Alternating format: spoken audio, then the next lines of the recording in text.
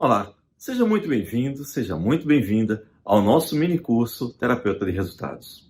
O objetivo desse mini curso, que foi preparado com muito amor, com muito carinho, é fazer com que você entenda e enxergue que existe um universo fantástico nessa profissão extremamente abençoada. E que sim, essa é uma profissão regulamentada, regularizada, reconhecida pelo governo brasileiro, ou melhor, reconhecida pelos governos mundiais. Por quê? Porque a profissão de terapeuta, ela existe há muito, muito tempo. Desde o século IV, pelo menos, já se tem notícia de terapeutas. Pois bem, mas para que você tenha acesso às respostas e todas as informações que nós queremos dar a você na nossa primeira aula, eu quero te fazer um convite. Eu quero que você conheça um pouco da minha história para que você saiba o que é que você está fazendo aqui. Por quê? Eu vou fazer alguns links muito interessantes. A primeira coisa que eu queria que você soubesse é que meu nome é Jair Soares, eu sou psicólogo por formação, sou especializado em terapias por hipnose, mas, além disso, eu tenho outras formações.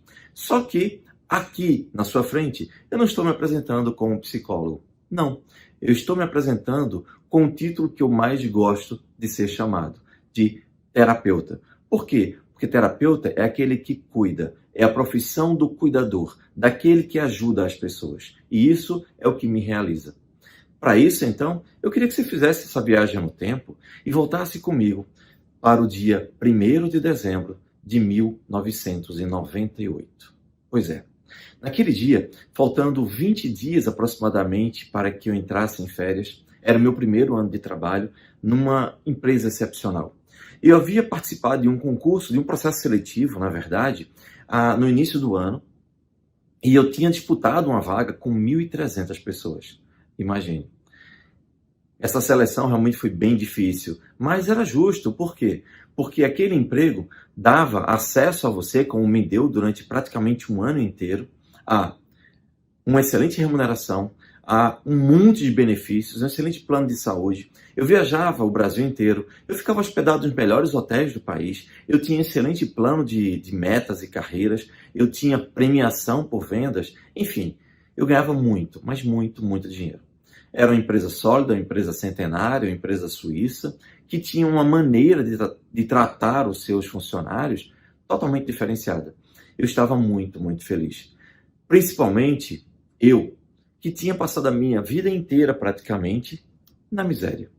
Pois é, eu nasci num bairro extremamente pobre, muito, mas muito pobre, extremamente violento.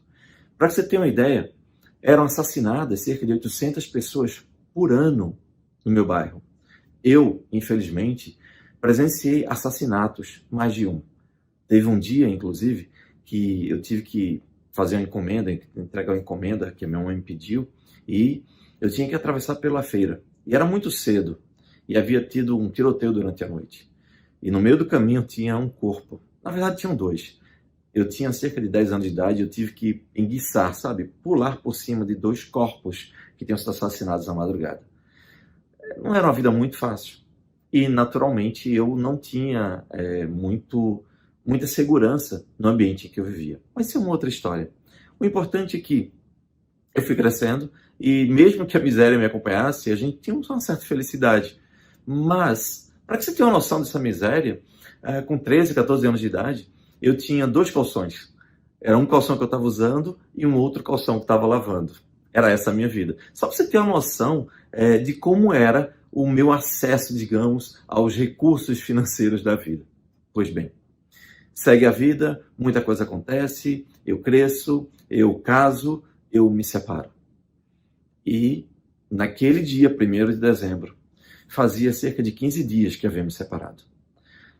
Eu sempre fui uma pessoa ansiosa, eu sempre fui muito agitado, eu tinha muitas coisas erradas comigo, porque eu vim de uma origem, de um ambiente muito agitado. Enfim, não dentro da minha casa necessariamente, mas no ambiente ao redor. Mas aquele dia foi diferente. Quando eu acordei, me veio uma angústia no peito, uma sensação de entalo e uma vontade de chorar que não parava. E eu chorei muito. Eu tremia o meu corpo todo. Eu não conseguia me levantar da cama.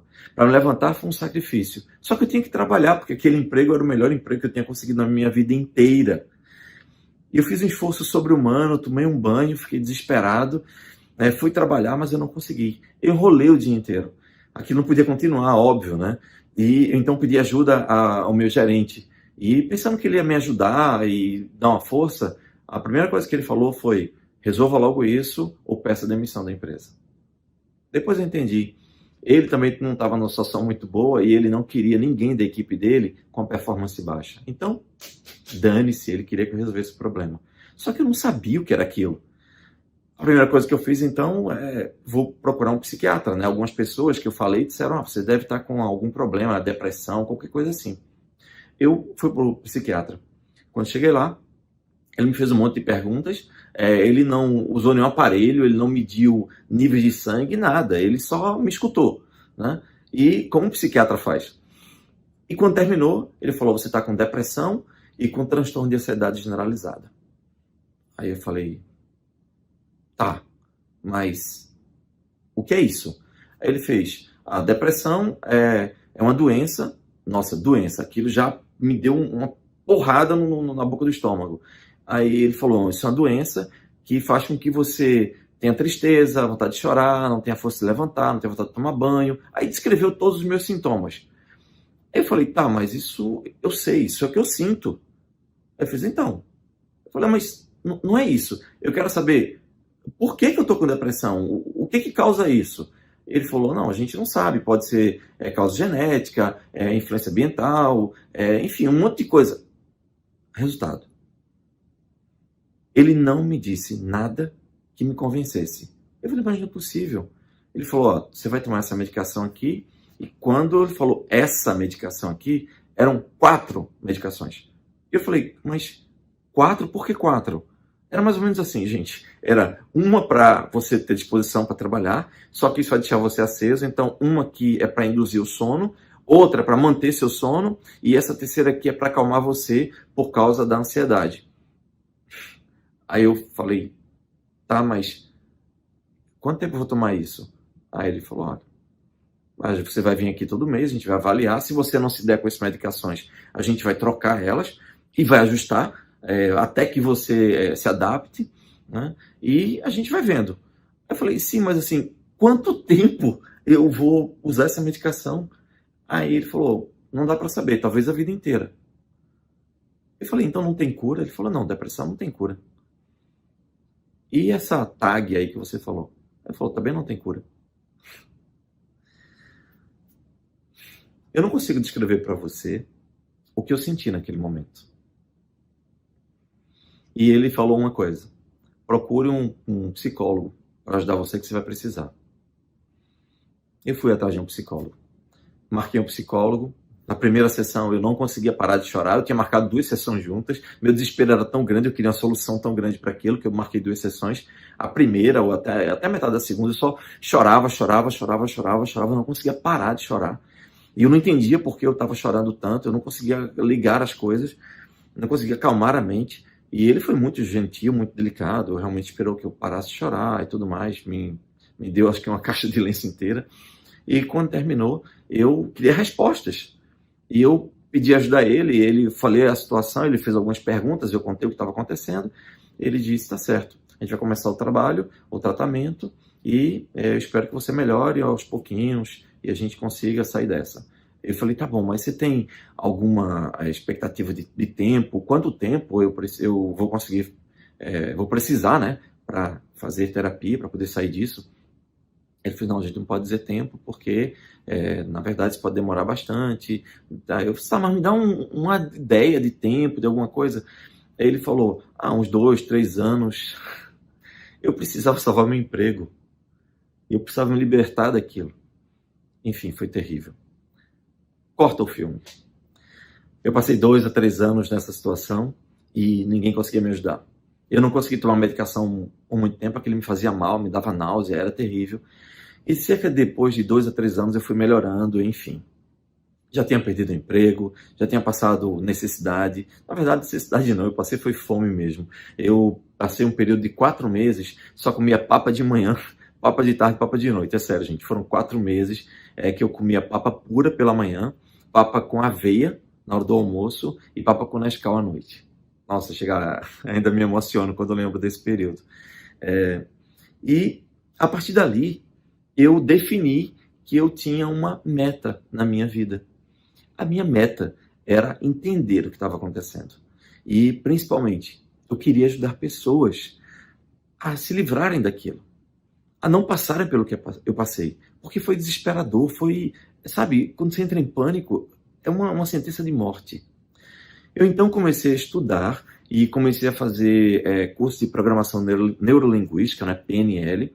A minha formação é computação, mas aí eu comecei a fazer programação neurolinguística, fiz curso de PNL, aí depois descobri a hipnose ericksoniana, aí fui estudar a hipnose ericksoniana, fiz uma formação para ser terapeuta. E aí abri meu consultório de terapeuta, porque qualquer pessoa pode ser terapeuta, qualquer uma. E aí já vai a resposta. Até no seu PDF que você recebeu, tem lá toda a explicação, a lei que determina isso. Então você faz uma formação numa entidade bem feita, claro, né? Numa instituição séria, eticamente orientada, e você vai se capacitar em alguma terapia, como aromaterapia, como hipnoterapia, como florais de Bach, etc, etc, etc. Pois bem, então eu tinha feito a formação de hipnose e eu me tornei um terapeuta por hipnose, um hipnoterapeuta. E eu comecei a ficar, sabe quando você se encontra? Quando você começa a perceber que a sua vida começa a mudar? Só para que você tenha uma ideia, eu tive 24 profissões e funções diferentes ao longo do tempo. Exatamente. Mas eu não quero falar tanto de mim, não. Eu quero mais focar no que a gente vai aprender agora. E isso tudo é importante. E aí, eu comecei a trabalhar, eu comecei a ajudar pessoas com hipnose, mas eu sentia que eu não conseguia responder as perguntas e eu não tinha um domínio muito grande, de fato, do que eram as coisas, como elas funcionavam e como eu fazia para resolver. Eu só usava os protocolos de hipnose que ajudavam as pessoas, mas de vez em quando a pessoa tinha recaída, eu não sabia exatamente a origem daquilo, enfim. Pois bem, o que acontece eu resolvi então entrar na faculdade de psicologia para ser psicólogo. Por quê? Porque eu imaginei que, como psicólogo, eu ia ter muito mais respostas. Comecei a estudar, entrei na faculdade, vi a grade lá e eu vi umas coisas estranhas. Eu entrei na faculdade de psicologia e eu via lá matéria como estatística e matemática. Gente, para que eu vou fazer estatística e matemática se eu quero cuidar do coração, da alma das pessoas? Não tinha sentido. Pois bem, no segundo período, aí é importante. Eu queria que você prestasse atenção nisso. Eu tinha um professor lá, genial, inteligentíssimo, e ele tinha clínica, ele era psicanalista e psicólogo, né? E também era professor da gente. Então, eu cheguei para ele e falei, professor, por favor, você é um cara muito inteligente, eu admiro muito o seu trabalho, você é um cara que conhece bastante das coisas, tem uma estrutura muito sólida de explicar as coisas, então acho que você é a pessoa certa para me responder essas perguntas. Ele disse, pois não, Jair. E eu disse, me diga uma coisa, quanto tempo você leva, em média, para você ajudar uma pessoa a ficar curada da depressão, ou ansiedade, ou síndrome do pânico, ou transtorno de ansiedade generalizada? Ele olhou para mim, deu um sorriso, meneou a cabeça e falou, olha, infelizmente, para começo de conversa, a sua pergunta está errada na base. E eu falei, como assim? Ele falou, é porque o papel do psicólogo não é o de curar ninguém. O papel do psicólogo é apenas o de ajudar as pessoas a conviverem melhor com a sua própria dor.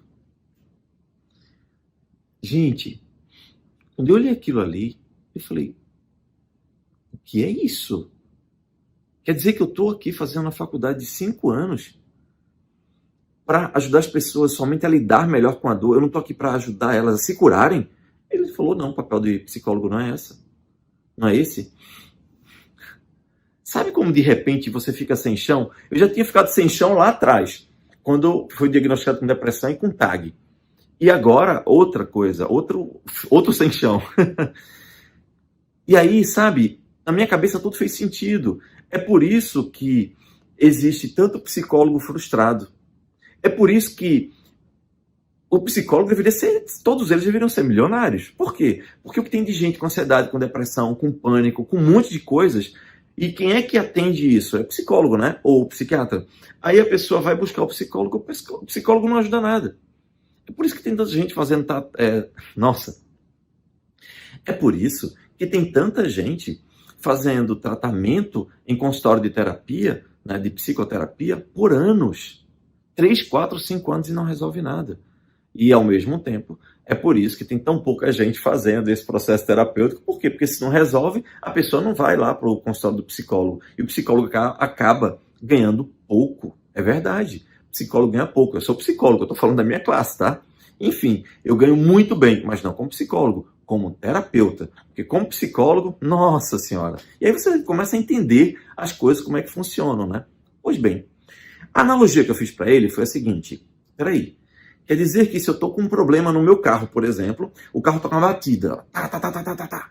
Aí eu vou no mecânico, pago a sessão para ele, eu falo durante 1 hora sobre o meu problema lá, no barulho do veículo, o mecânico olha para mim e fala, interessante. Faz o seguinte, bote um fone de ouvido agora para abafar o barulho do carro e daqui a uma semana você volta para me falar como é que você se sente em relação ao barulho do carro agora. Eu vou perguntar, você não vai resolver? Ele falou, não, meu pai, não é de resolver. É só de ajudar você a lidar melhor com essa dor. Ele olhou para mim e falou, você está sendo irônico. Eu falei, não, estou falando a verdade. Tem alguma analogia melhor? Ele falou, não é bem assim e tal. Mas é. Pronto. Era isso que eu queria que você soubesse. Por quê? Porque a partir daquele momento eu tinha 2 caminhos. Ou eu desistia da faculdade de psicologia, ou eu terminava, como eu terminei. Ia trabalhar para mudar, para fazer com que as pessoas entendessem qual era a raiz dos males, dos problemas, das situações. A partir dali, eu decidi que eu iria ser o melhor terapeuta do mundo. Eu queria entender as coisas. Eu não queria mais passar pelo que eu passei. Eu queria me libertar daquele fantasma que, segundo o psiquiatra tinha me dito, iria me assombrar para o resto da vida. A depressão e a TAG. E aqui começa a nossa história. Talvez você tenha se identificado com muita coisa que eu falei, com muitos dos meus sentimentos.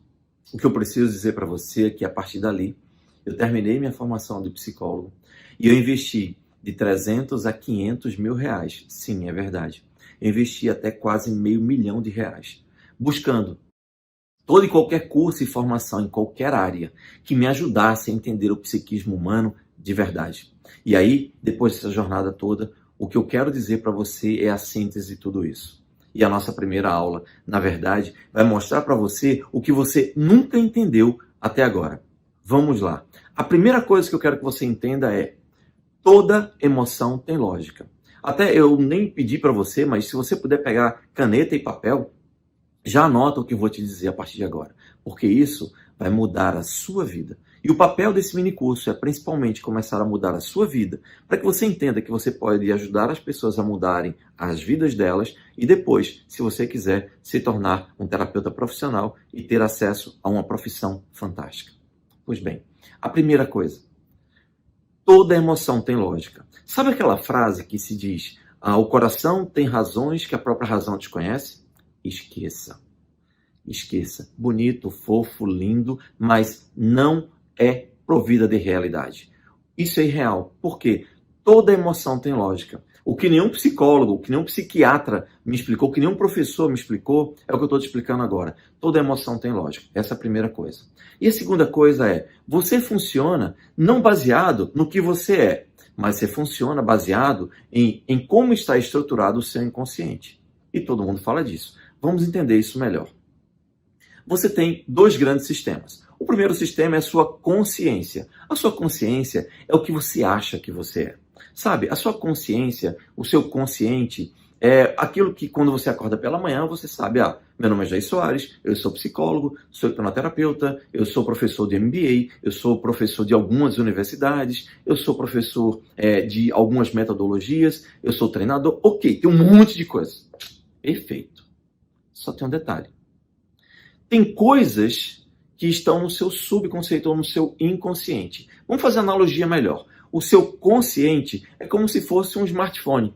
Poderoso, fantástico, é impressionante o poder de um smartphone, mas o seu inconsciente, em contrapartida, em comparação, é como se fosse 1 milhão de computadores, funcionando tudo ao mesmo tempo, em paralelo, em modelo overclock, em modo overclock, ou seja, em máxima potência.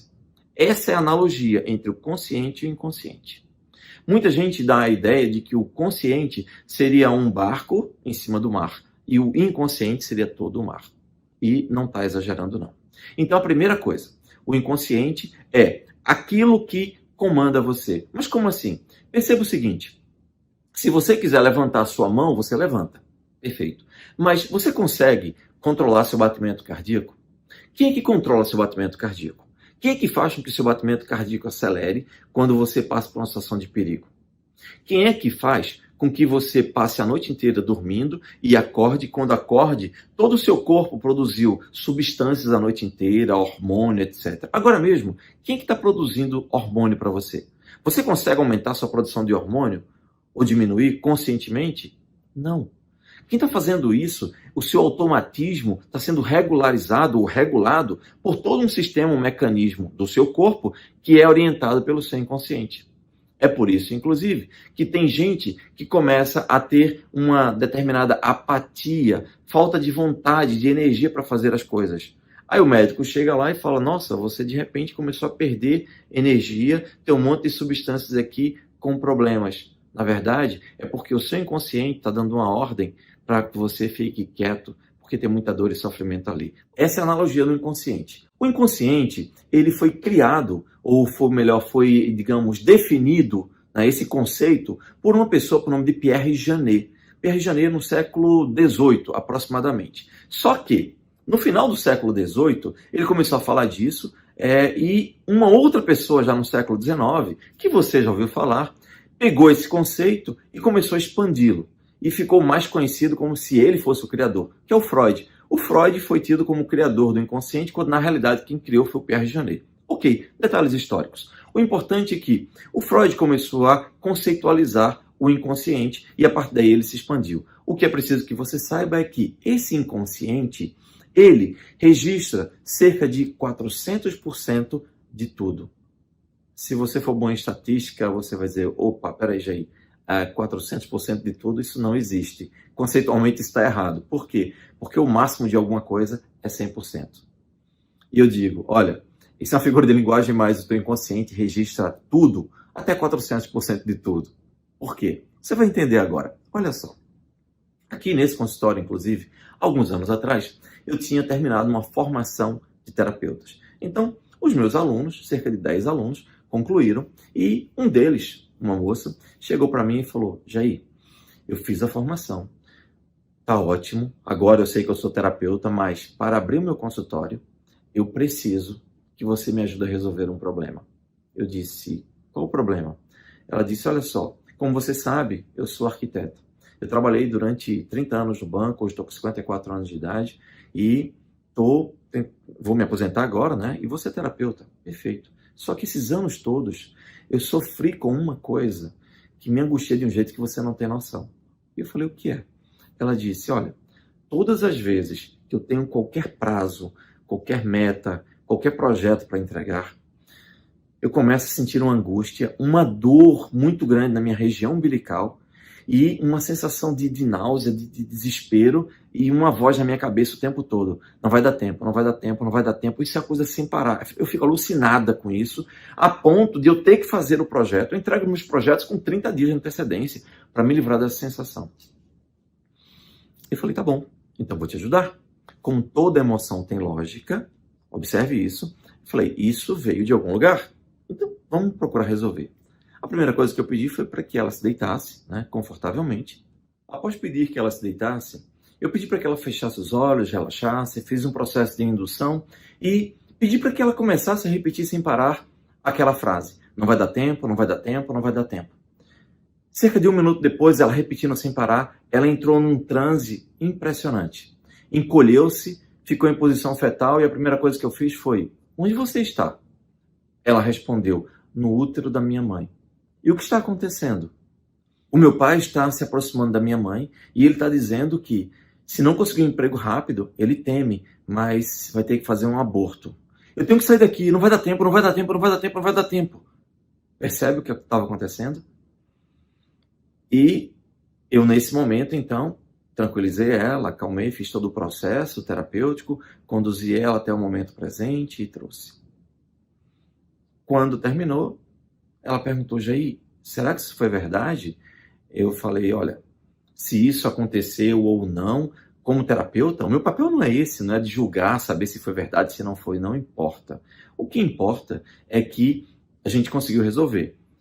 E aí perceba que você tem esse pânico, essa coisa que não vai dar tempo, você tem que sair dali de dentro, né? Porque senão você seria abortada, você seria assassinada. E faz sentido. E a dor na região umbilical era porque você estava conectada pelo cordão umbilical à sua mãe. Tá, isso faz sentido, mas a minha preocupação é, será que isso é verdade?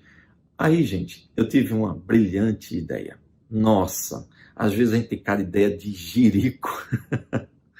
Foi o seguinte, eu falei, por que você não pergunta para sua mãe? Ela fez boa ideia. Nossa, gente. A senhorinha tinha 85 anos de idade.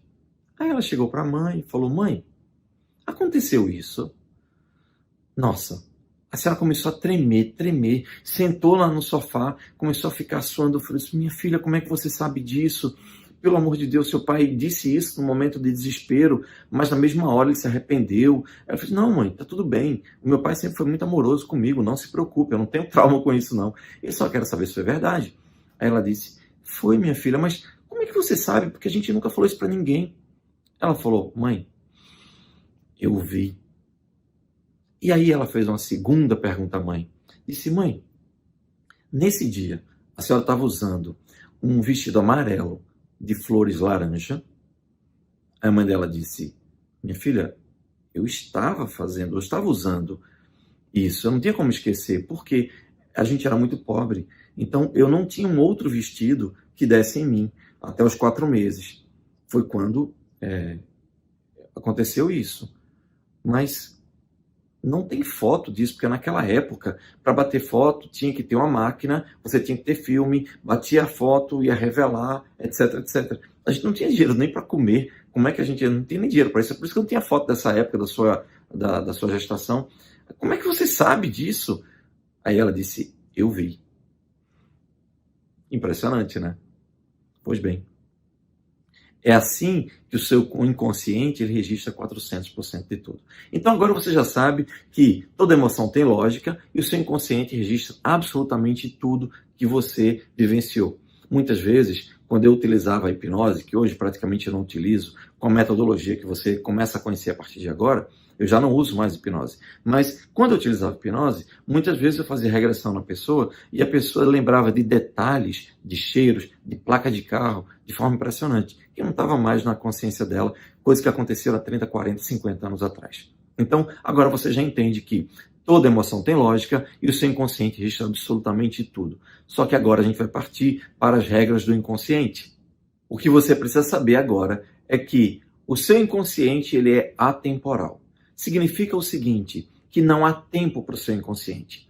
Se alguma coisa aconteceu há 10, 15, 20, 30, 40 anos atrás, não importa. O seu inconsciente registrou e ele permanece com você agora, como se ele tivesse acabado de acontecer e não tivesse acontecido no passado, porque para o inconsciente não há tempo, não há passado e também não há presente. Muitas vezes você começa a se angustiar com alguma coisa do futuro que nem aconteceu, mas para o seu inconsciente aquilo é uma realidade do presente. Então, o seu inconsciente ele é atemporal. Guarde bem isso. Para que você entenda o que significa o inconsciente ser atemporal, eu vou te relatar uma situação que ocorreu com o pai de uma colega de profissão. Ela me disse o seguinte, quando esse pai dela, que hoje tem 85 anos de idade, quando ele tinha 5 anos de idade, ou seja, há 80 anos atrás, a mãe dele pegou ele pela mão, botou um balaio, um cesto de verduras na cabeça e ela foi sair de uma cidade para outra de madrugada. No interior do estado, uma região muito pobre, ela resolveu então ir por um caminho mais deserto. Ela saiu de madrugada e passou a noite inteira andando com ele na mão, né, e com balaio, com cesto na cabeça, porque ela ia vender essas verduras numa outra cidade. Ela não tinha marido, aquela criança não tinha pai, era somente ela para prover o próprio alimento daquela criança. Ela fez isso, pegou a mão da criança, saiu andando, só que de madrugada, no meio do mato, numa região deserta ou semi-deserta, essa mãe tem um infarto fulminante. Ela sofre um infarto fulminante e morre ali mesmo. Aquela criança de 5 anos de idade entra em estado de choque e durante 3 dias e 3 noites essa criança fica ali parada, desesperada, de lado do corpo da mãe.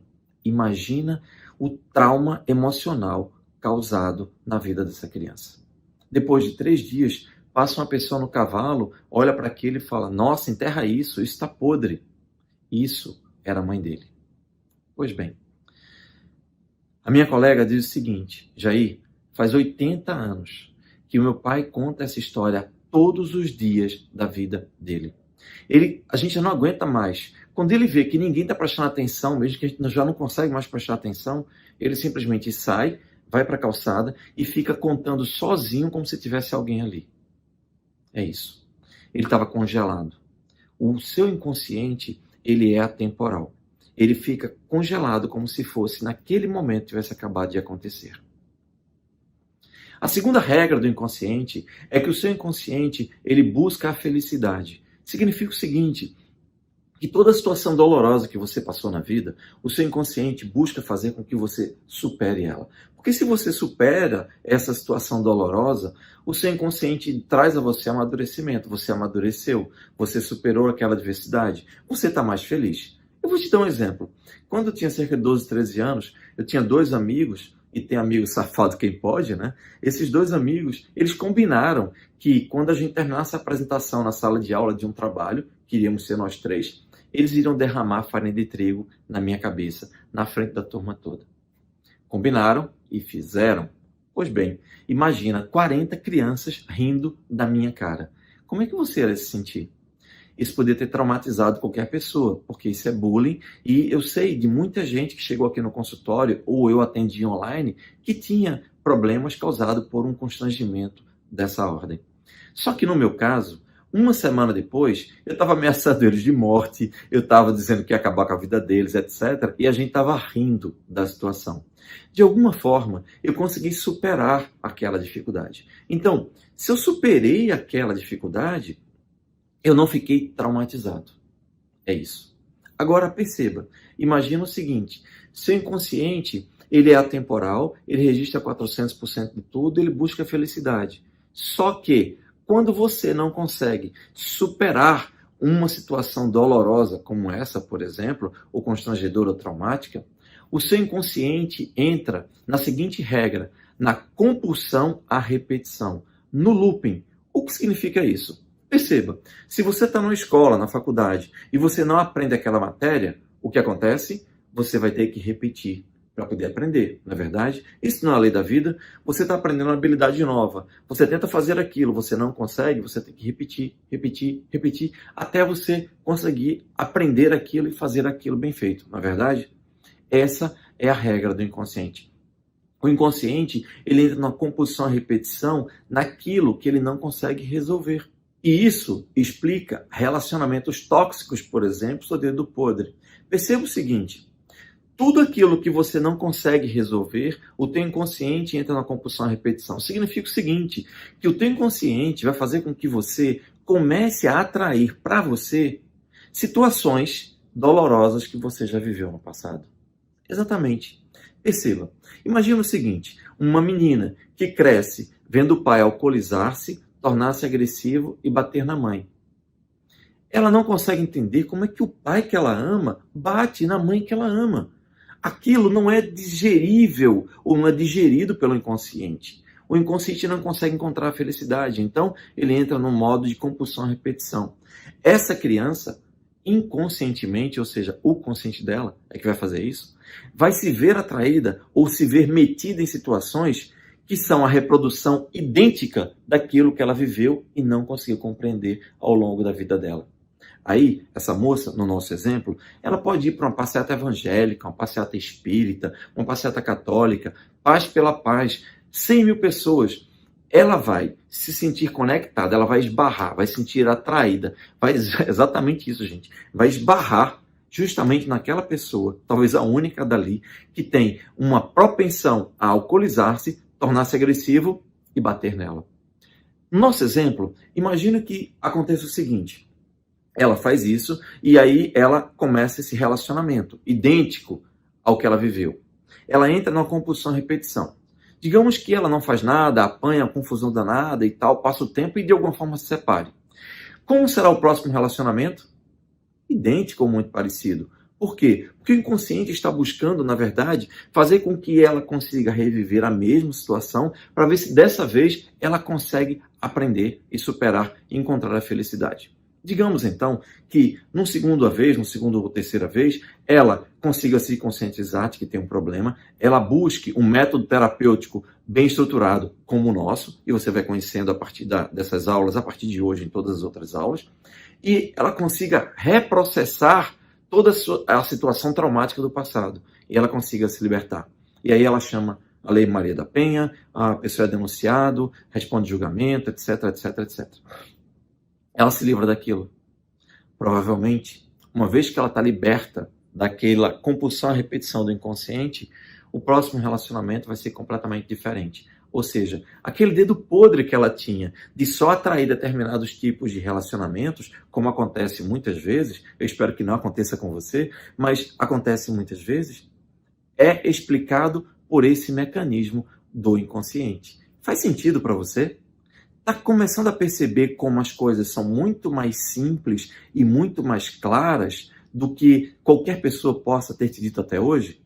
Eu tenho certeza disso porque eu busquei respostas em professores, em livros, em material didático, em tudo, e nunca encontrei. E agora estou te passando, depois de todos esses anos trabalhando e estudando e entendendo o psiquismo humano, com os melhores profissionais do mundo que eu tive acesso, em que foram me explicando pedaço a pedaço e a gente foi juntando todas as peças lógicas. Por quê? Porque o inconsciente ele é extremamente bem estruturado. Agora, você já sabe que o seu inconsciente ele registra absolutamente tudo, que ele é atemporal, que ele consegue mapear toda a sua vida, que ele busca a felicidade e que se ele não consegue fazer com que você entenda determinada situação, ele entra na compulsão à repetição.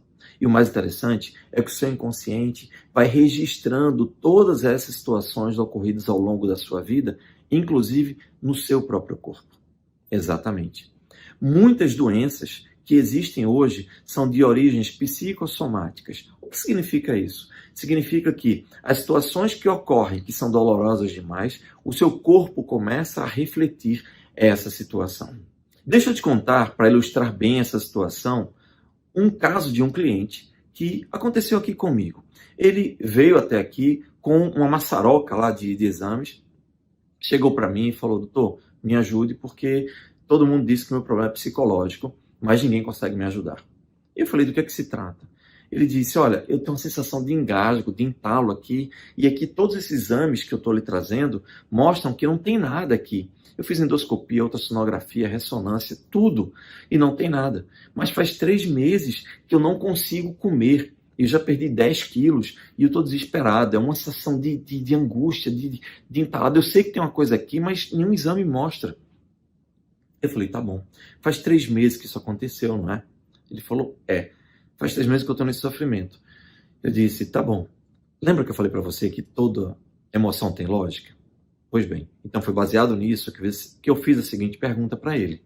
Se faz 3 meses que isso começou, me responda a seguinte pergunta. O que foi que de pior aconteceu na sua vida de 3 meses para trás? Bem, aconteceu uma coisa que para eu poder explicar, eu tenho que contar uma história, porque foi a história da minha vida. Eu falei: pois não, fique à vontade. E ele disse: eu tinha 18 anos, quando eu estava montando guarda de frente ao quartel. Quando eu olhei do outro lado da avenida, na beira da praia, tinha um sujeito com um motorhome. São aqueles caminhões com uma casa dentro. Um ônibus, né, com a casa montada, completa. Eu fiquei impressionado com aquilo. Eu fui lá, no meu momento de folga, e eu comecei a conversar com o dono daquele carro, daquele veículo. E ele ficou meu amigo já de cara, e eu fiz todas as perguntas para ele, e ele mostrou todo o veículo, mostrou a cozinha, mostrou a sala, mostrou o quarto, e disse que ele era extremamente livre. Ele viajava o mundo inteiro em cima daquele ônibus, daquele motorhome, inclusive ele estava indo para Ushuaia, na Argentina. Naquele momento, eu descobri o que eu queria fazer da minha vida. E eu prometi a mim mesmo que eu iria trabalhar a minha vida inteira e quando eu terminasse, eu ia pegar todo o dinheiro da minha aposentadoria, ia ter meu próprio motorhome e eu ia viajar o mundo todo como aquele rapaz ia ser motorhomeiro. Então, era isso que eu queria fazer da minha vida. A primeira coisa que me veio na cabeça foi: caramba, que arriscado, né? A pessoa passa a vida inteira esperando para um dia ser feliz. Interessante, né? Mas tudo bem. Fiquei calado, deixei ele terminar a história. E aí ele fala o seguinte: eu me aposentei, me reformei, já tinha o meu veículo, me tornei amigo de todos os motorhomeiros do Brasil e a minha primeira viagem foi justamente para Ushuaia, né, na Argentina. E esses amigos, inclusive essa pessoa, estava lá me esperando, que ele também estava indo, a gente combinou tudo, todo mundo de ir para lá. Então esse é o momento mais fantástico da minha vida, é já começar com essa viagem maravilhosa. Só que na hora que eu entrei no ônibus, que liguei a chave para ir embora, minhas irmãs começam a gritar, desesperadas, dizendo que meu pai estava tendo um ataque cardíaco. E aí eu corri, socorri ele, levei para o médico. E quando eu cheguei no médico, o médico me disse que o meu pai poderia morrer daqui a 20 minutos, daqui a 2 horas, 2 semanas, 2 anos ou 20 anos. Ou seja, não existia um diagnóstico preciso que determinasse qual era o problema e que ele podia morrer a qualquer momento. A primeira pergunta que eu fiz foi: peraí, então, se seu pai pode morrer a qualquer momento, você não pode ir embora, viajar. Por quê? Porque se você for embora, seu pai pode morrer, você não vai estar presente na hora da morte dele, né? E ele engoliu em seco e falou: é. E os olhos se encheram de lágrimas. Eu olhei para ele e falei: meu amigo, tá explicado. Isso é difícil demais de engolir e tá travado aqui, não tá? Por isso que você não consegue digerir essa situação, não é? Ele olhou para mim e falou: meu Deus, é isso mesmo. Percebe? O seu inconsciente, ele registra tudo que é doloroso, que você não consegue passar, também no seu corpo físico. Por isso, muita gente começa a ter uma série de problemas emocionais e físicos também. Então, eu queria resumir aqui a nossa aula para que ela não se estenda demais. Tudo que você entendeu. Primeiro, quem está falando com você é um psicólogo que prefere ser chamado de terapeuta. E esse terapeuta lutou a vida inteira com um monte de problemas emocionais, porque ninguém conseguia explicar para ele que as coisas tinham explicação. E segundo, ninguém conseguiu explicar para ele que as doenças tinham solução. E o que você vai entender a partir das próximas aulas, que, por exemplo, depressão é excesso de pressão, mas eu vou te falar adiante, depressão é excesso de pressão, então depressão tem solução. Tanto é que hoje eu estou curado da depressão. Transtorno de ansiedade generalizada, você vai entender que é um medo registrado ao longo da sua vida, de insegurança, mas eu te falo adiante isso também. Você vai entender como funciona o teu psiquismo, o teu corpo, como é a lógica do teu inconsciente, muitas vezes a sua autossabotagem. Sabe aquela sensação de que você tem, de que você não consegue dar conta das coisas? Isso tem um registro. Então agora você já entende que seu inconsciente é atemporal, seu inconsciente registra 400% de tudo, a lógica do seu inconsciente é que ele busca a sua felicidade, e quando ele não consegue resolver, ele entra numa compulsão à repetição. E para finalizar, eu quero que você entenda uma coisa. Muitas vezes você não consegue fazer com que a sua vida funcione. Muitas vezes você olha para a sua vida e só vê sofrimento, dor, frustração. Muitas vezes você olha para você e fala: é como se eu fosse um azarado, eu não consigo fazer as coisas, eu procrastino, eu me saboto, eu pratico autossabotagem. É como dizia o apóstolo Paulo: o mal que eu não quero, esse eu faço. Mas o bem que eu quero, esse eu não faço. Como assim? Como é que eu não consigo fazer aquilo que eu quero, que é o melhor para mim? Por que eu saboto uma dieta? Por que eu saboto uma maneira de vestir? Por que é que eu prejudico meus relacionamentos? Por que é que eu só busco relacionamentos tóxicos? Por que eu não consigo prosperar na vida? Há algum tempo, eu vivenciei uma situação que pode ajudar você a entender tudo que eu falei até agora e explicar muito mais. Explicar, inclusive, por que você sofre de autossabotagem. Por que você procrastina as coisas? Por que você vê as pessoas do seu lado crescendo e você não cresce? Por que é que você sabe que tem as mesmas chances ou condições ou possibilidades, mas não dá certo para você?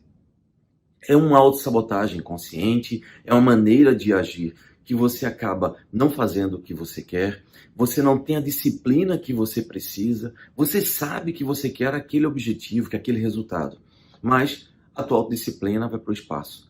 Todo mundo conhece a famosa história: na segunda eu começo, não é verdade? Na próxima segunda eu começo a dieta, na próxima segunda eu mudo meu hábito, na próxima segunda eu paro de tomar Coca-Cola, na próxima segunda-feira eu começo a fazer exercício, na próxima segunda-feira eu vou começar a estudar, no próximo ano, no próximo mês.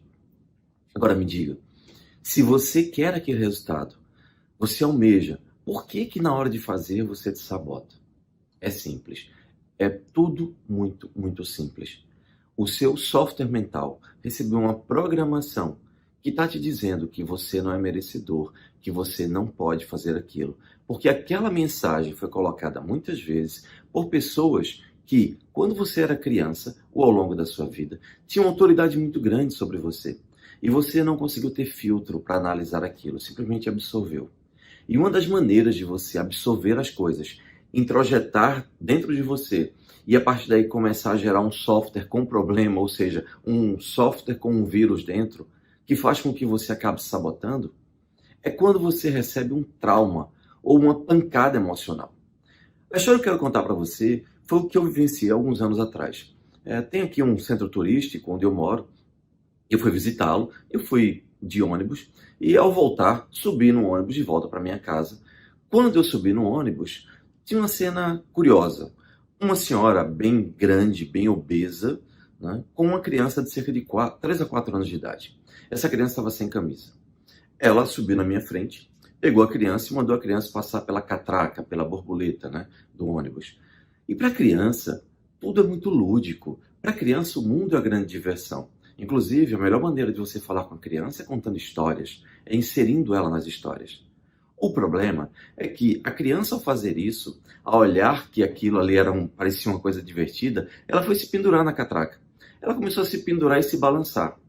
A mãe, extremamente irritada, com raiva, impaciente, pegou a mão, abriu e deu um tapa nas costas da criança, mas com toda a violência. Nossa, foi terrível a cena. A criança se jogou para frente, se machucou, começou a chorar, abriu um berreiro e a mãe, na mesma hora, ainda deu a seguinte mensagem com toda a raiva: seu imbecil, não serve para nada, não faz nada direito, nunca vai ser nada na vida. Perceba, pancada emocional com dor, com sofrimento de alguém muito maior. E uma criança, principalmente, ela não tem filtro de análise, de julgar, para julgar se aquilo é verdade, se não é. Tudo que você coloca na cabeça de uma criança, principalmente com dor, com sofrimento, com emoção, ela absorve e começa a fazer parte dela. E tem uma característica. É importante lembrar que a criança, ela aprende por generalização. Quando você chega para uma criança e mostra um cachorrinho desse tamanho e você fala, isso é um mau-au, ótimo, a criança aprende. No dia seguinte, ela vê um dog alemão gigantesco e ela aponta e fala, au-au. Como é que ela sabe que aquilo é a mesma coisa que aquilo? Simples, ela generaliza. É por isso que a criança aprende tão rápido. O problema é que quando você recebe uma pancada emocional muito violenta, um abandono, frustração, quando alguém te grita para você se calar, que você não fala nada que preste, quando que você está interrompendo, ou seja, qualquer coisa que te machuca de verdade, emocionalmente, que o teu inconsciente não consegue dissolver, o que vai acontecer? Você começa a amplificar, a generalizar para a vida. E quando você generaliza para a vida, o que vai acontecer é, essa criança provavelmente que recebeu essa pancada, com essa mensagem que é um imbecil, que não faz nada direito, quem disse isso para ela foi alguém de autoridade na vida dela. É a mãe que ela ama. Então a mãe está certa. Ela não consegue nem julgar isso. Então quando ela cresce, 20, 30 anos de idade, começa a ter um relacionamento que está indo bem, mas tem aquela mensagem, aquela crença instalada lá dentro. Você é um imbecil, você não faz nada direito, nada vai dar certo. O que acontece? Ela começa a sabotar. Ou, imagina que essa pessoa está prestes a começar uma dieta, assim como algo simples como uma dieta. Vai começar uma dieta e segunda-feira eu começo. Quando começa o primeiro dia, segundo dia, terceiro dia. Quando começa a emagrecer qualquer coisa, já vem a mensagem, a crença arraigada pela dor que ela recebeu ao longo da vida. Você é um imbecil, não faz nada direito, nada vai dar certo. Nada funciona com você. Ela amplifica. E aí ela começa a sabotar. Ela vê um doce, começa a querer comer. Ela começa a se colocar em situações que ela acaba se justificando. Porque eu estava numa festa. Porque eu fui numa sorveteria. E aí eu vi aquilo ali, então eu não pude resistir. Mas no fundo é autossabotagem. Se você começar a olhar para você, você vai começar a entender por que é que muitas vezes você não estudou, não fez o trabalho certo, não fez o máximo que você pôde, que você sabotou relacionamentos. Enfim, qual é, na sua vida, a chave que encaixa com o que eu estou dizendo? Como é que isso se aplica na sua vida? Pensa um pouco. Eu espero que você esteja entendendo como funciona o seu psiquismo. Eu espero que muitas fichas estejam caindo. Eu espero que você esteja começando a compreender que você não é azarado, você não é azarada. Que a vida não está punindo você. Que tudo, na verdade, é muito lógico. Que você não é refém do sofrimento, da dor, da ansiedade, da depressão, do medo, da angústia. Não. Tudo tem uma razão de ser. E se você está entendendo, está gostando como eu explico, você vai perceber nas próximas aulas que você vai ter uma visão ainda mais ampliada e vai compreender o que é que você precisa fazer para resolver tudo isso. Portanto, nós encerramos agora a nossa primeira aula do nosso mini curso Terapeuta de Resultados e eu aguardo você ansiosamente na próxima quarta-feira para a nossa segunda aula. Fique com Deus.